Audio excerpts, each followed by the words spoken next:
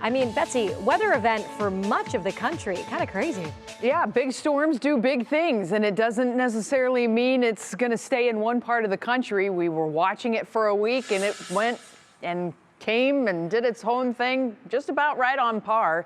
We knew we were going to be on the wintry side of it. We're still on the wintry side of it, and it's still in control of what's happening with our forecast. Temperatures are going to hold steady around 30 or so as we head through the evening. We still have some lingering lake effect going on, but really we are in mop-up mode around northeast Ohio. That winter storm warning continues. Lake Geauga, Ashtabula counties, minor amounts of snow, more of the problem of the wind with the blowing and drifting snow that is still going on in those areas. The storm reports have been prolific over the last 12 hours, not just here, but in the bigger picture as well. Kind of got things out of order, but northwest winds, temperatures in the 20s, wind chills are in the teens at this point. So we still have that northwest wind that is going to make for some lake effect snow. This is a selection of some of the official snowfall reports from the National Weather Service. We've just pulled a few out here, and you can see anything from 2.8 inches in southern portions of Richland County to more than 25 inches. We've probably got 28 inches or so on the ground now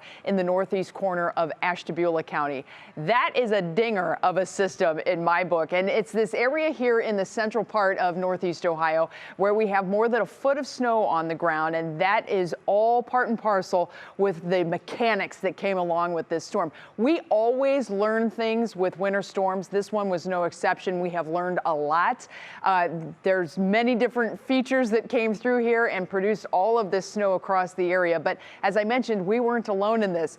Look at all of the storm reports in the last 12 hours, and this is mostly just from the wintry side of the storm. That does not include the severe weather that was reported down in Florida. So now the storm moves out, but I mentioned it's still in control. You can see the swoop on the backside. That's the wind flow. So we still have some lake effect snow to go as we head through the night tonight. But more importantly, we're stuck with cold air. Now that the snow moves out, we can deal with what we have cleanup coming, right? But this cold air is legit, and it's here to stay. Watch what happens as we go forward through the rest of the week. We've got another big surge of cold air that's going to work its way to the south. This comes at us as more of a clipper system. This snow that we just had last night, that came from the south. This is coming at us from the northwest, and we are expecting to see a little bit of a warm up as we get into Wednesday, and we may have a little rain snow mix that comes in.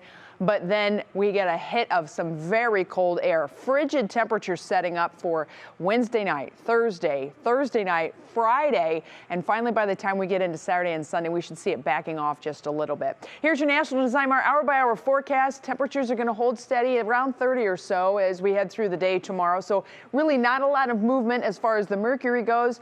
Great sledding weather. We've got all those eye alerts at the bottom of the screen. There's going to be a lot of kids out and about. Keep in mind the sidewalks are not clear in a lot of places, so they may be in the road trying to get to those sledding hills.